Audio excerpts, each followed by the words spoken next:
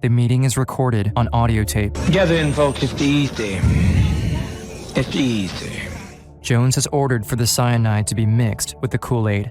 Then, he forces his followers to drink it. If we can't live in peace, then let's die in peace.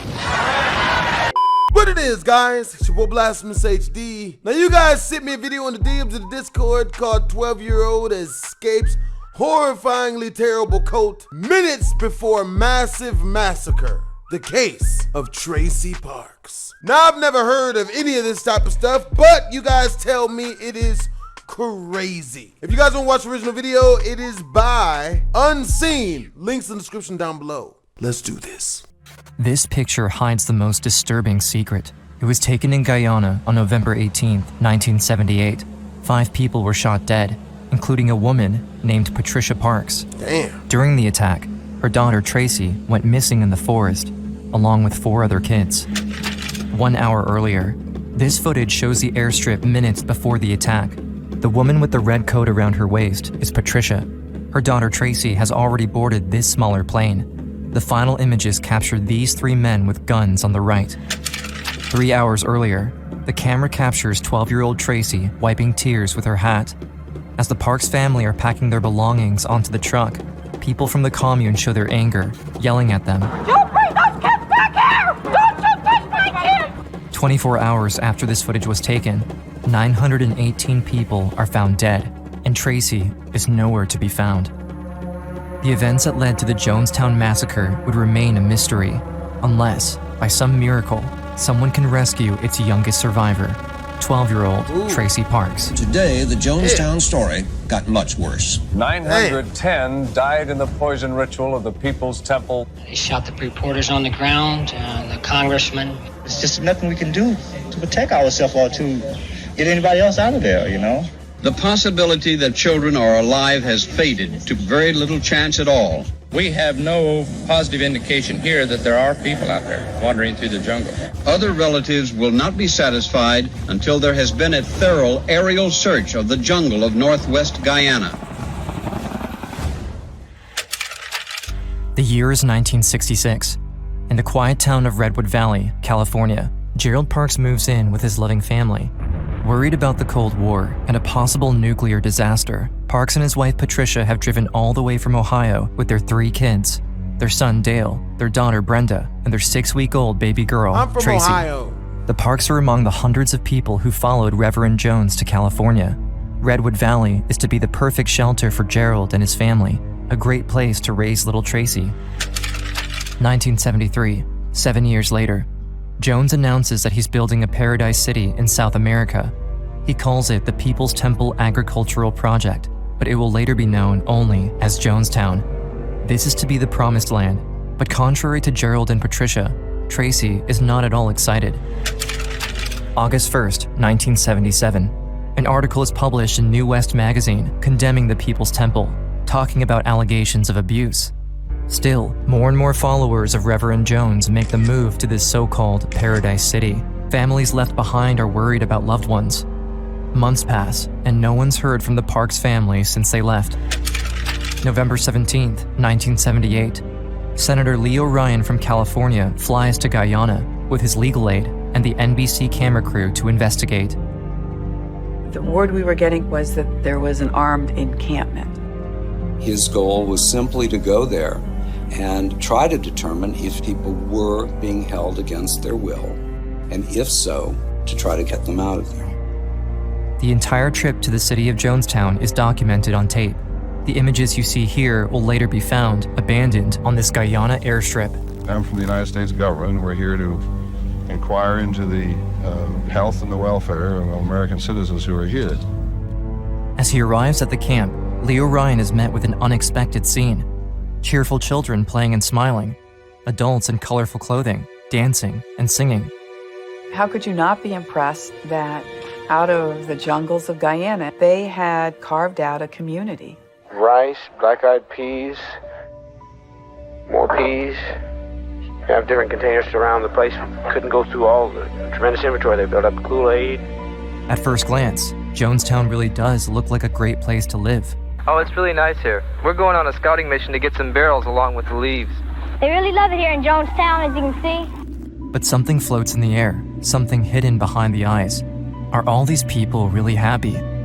Some people have said they couldn't leave if they wanted to. Do you think you could? Yeah, if I really wanted to, I'm free to go. If I was really wanted to, I'd be able to free to go. Well, I believe it. I've been here a few days, and I have absolutely no complaints at all. It is really nice here.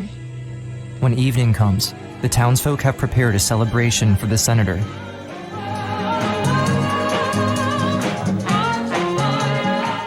It was a vibrant community.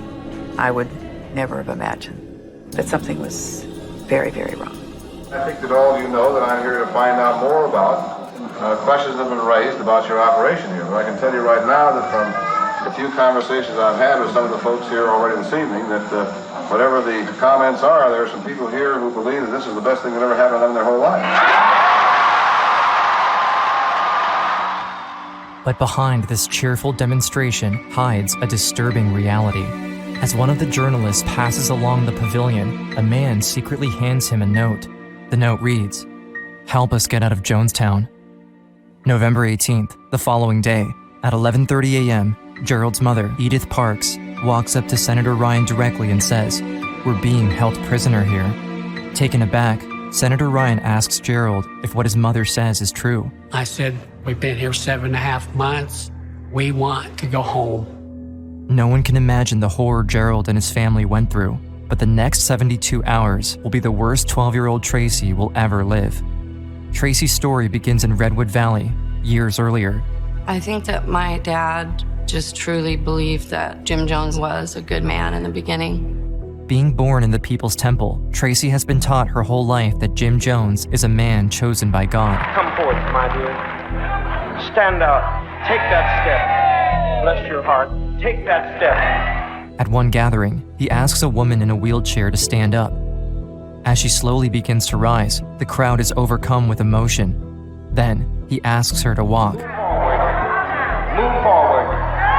Move forward, darling. You can do it. Step after step, he asks her to move towards him. Until... Yeah, that's obviously set up more than likely. But the beautiful thing about working in religion is no one can ever say anything bad about it because, you know. So if someone in some sort of religion is getting got, they just kind of getting got. I wouldn't say nothing.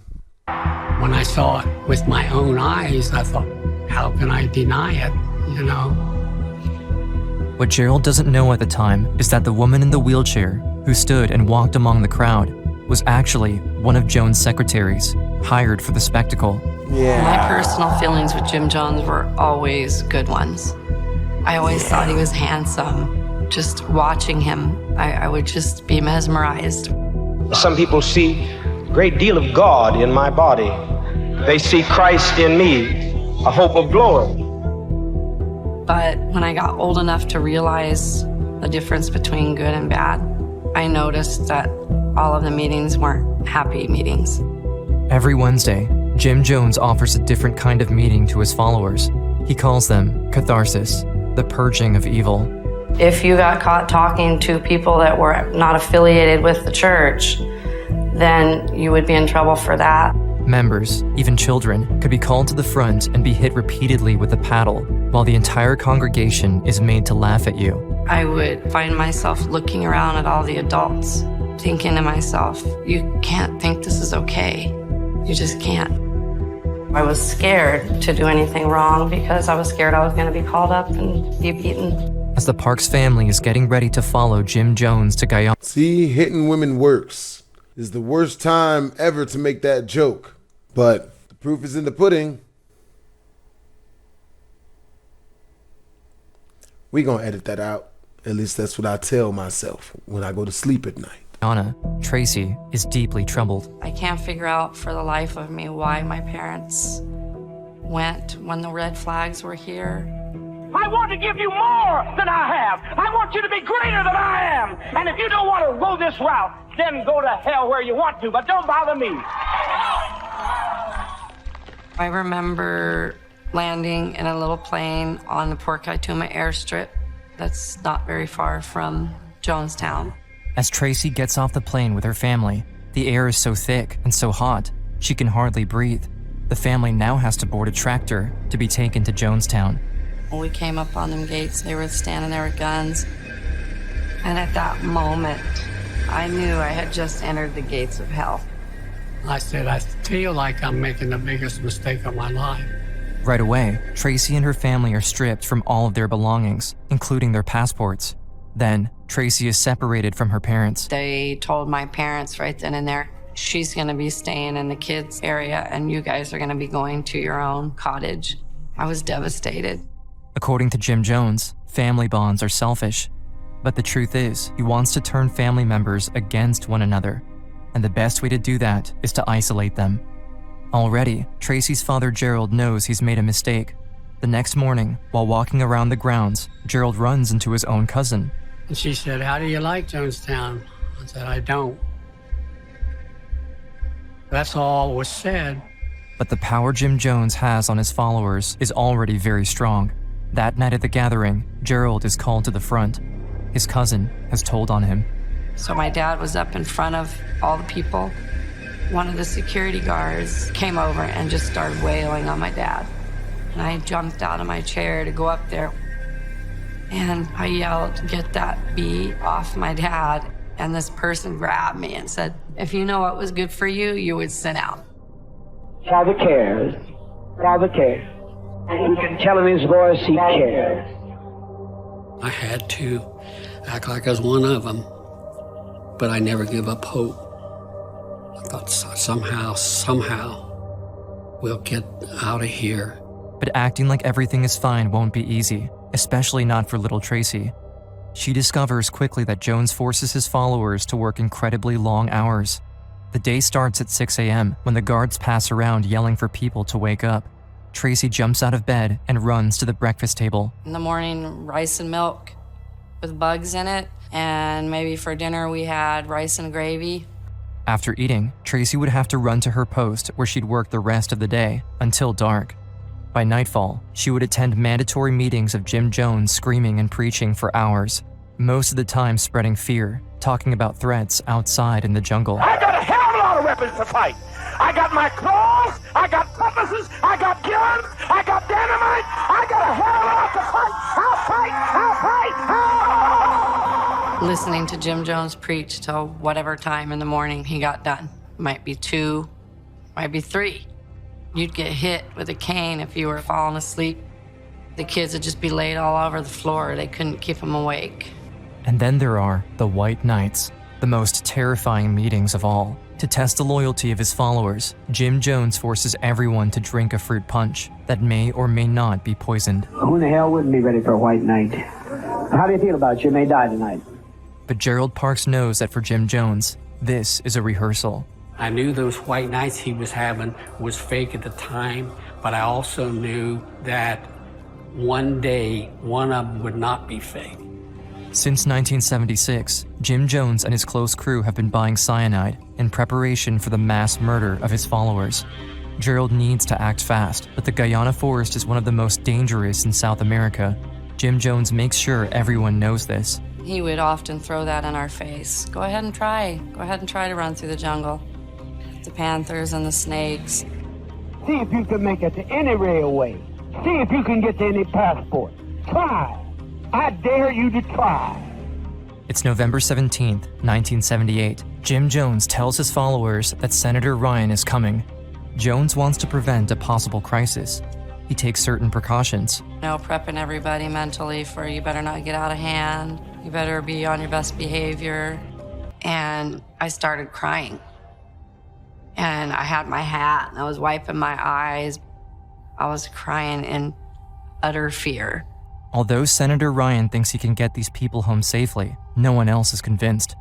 While the defectors are dragging their belongings onto the tractor that will take them out of Jonestown, chaos begins to spread. You bring those kids back here! Hold on a second. You bring them back! 1 second, just a second. Don't you touch my kids! They were calling us names. The lawyer asked me, said, what's really going on over here? And I said, the bastard's gonna kill us all. That's what's going on. The road to the airstrip is 6 miles long and in horrible condition. Tension is on everyone's face, but no one says a word. My wife was on the truck. Our eyes met, and I looked at her and she looked at me, and neither one of us said anything. As they finally arrive at the landing strip in Port Kaituma, 33 people prepare to board 2 planes, splitting the Parks family. The camera is still rolling. You can see Gerald Parks approaching the plane with his family in tow. Then, behind them at the dirt road, a truck arrives with armed men. They were followed. The gunman opened fire. Right away, Patricia Parks is shot dead. We were expecting at any moment for them to come back. In the smaller plane, a man who pretended to be a defector has opened fire at point blank. After shooting one of the adults, he turns his gun toward Dale, Tracy's brother. The sound went off, sounded like the bullet came out, and my brother's hands flew back. I got out of the plane and I flew down that airstrip. God gave me wings because I don't think I touched the ground. Gerald sees Tracy running toward him. He means to shield Tracy from the horrible sight, but she's too fast. I told myself she was faking, so they wouldn't shoot her anymore.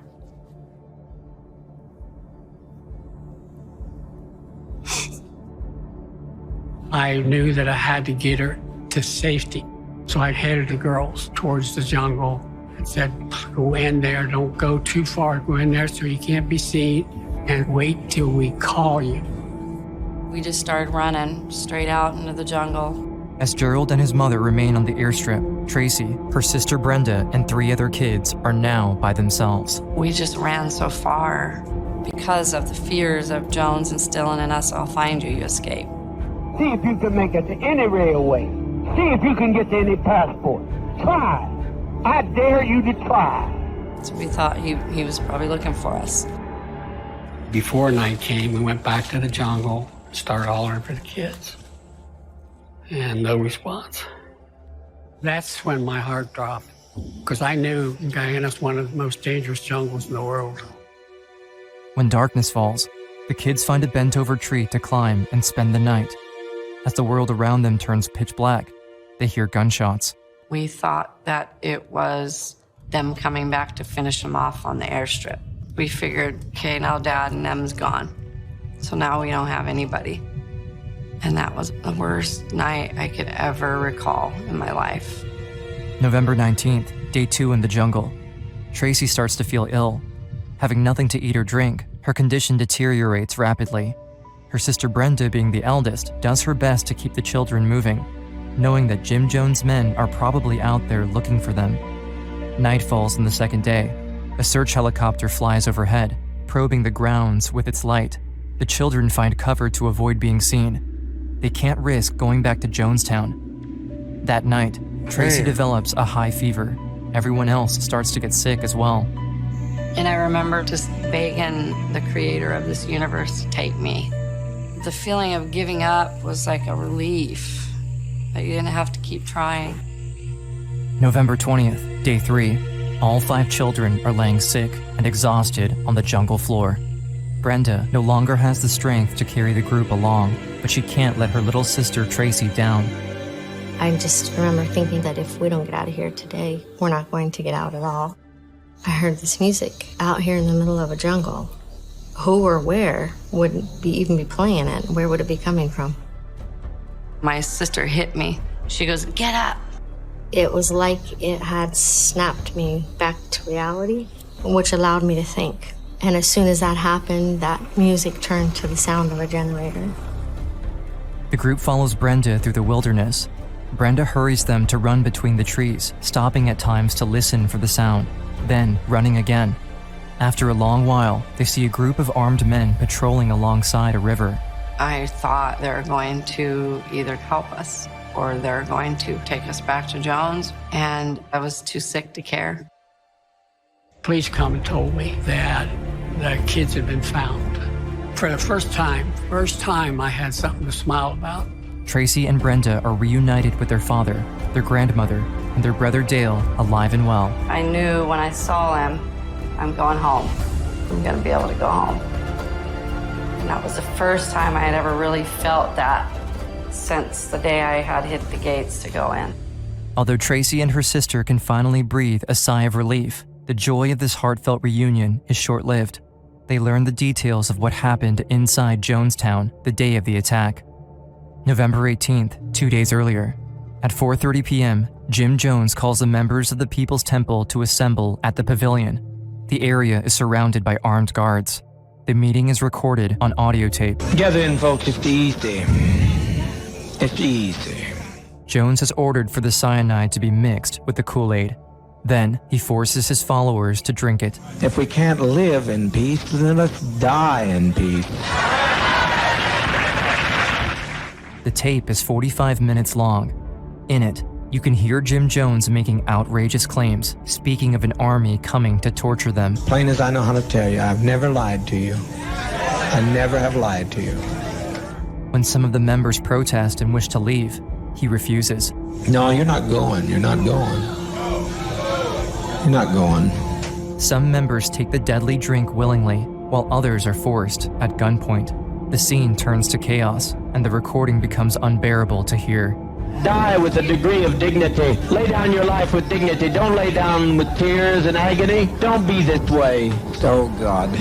A total of 918 people are killed in Jonestown, the first of which was Patricia Parks, Tracy's mother. I've looked at several pictures of my mom on that day. I'll never forget the look on her face. She was a loving person. She didn't deserve to die. I didn't see her get shot, but I saw her brains in the plane, and I saw her laying out on the ground. They shot the reporters on the ground, the congressman. They come from the pickup, the dump truck from the other side and got off and stuck the gun to their heads, point blank. Kids have to go back to nothing without a mom, start life all over again. I was thinking about what I was going to have to live with the rest of my life. The world is shook by what took place on November 18th, 1978. But few lost more than Tracy Parks. All her life, she lived inside of the People's Temple, and at 12 years old, she now has to enter the real world, without her mother there to help her. I just drank because that's how I hid my pain as a teenager. For all the survivors, demons from Jonestown show up in the years to come in different ways. A pattern of violence comes back too often. On October 24th, 1983, Paula Jean Newstall and her child are shot dead by Lawrence E. Mann, the child's father. That's wild, man. Just to think, bro, like forced to drink horrible, terrible, deadly drink at gunpoint. Drink it or be shot. Hope you guys enjoyed the video. If you did, make sure to comment, like, and or subscribe. It's your boy BlastphamousHD. Twisms.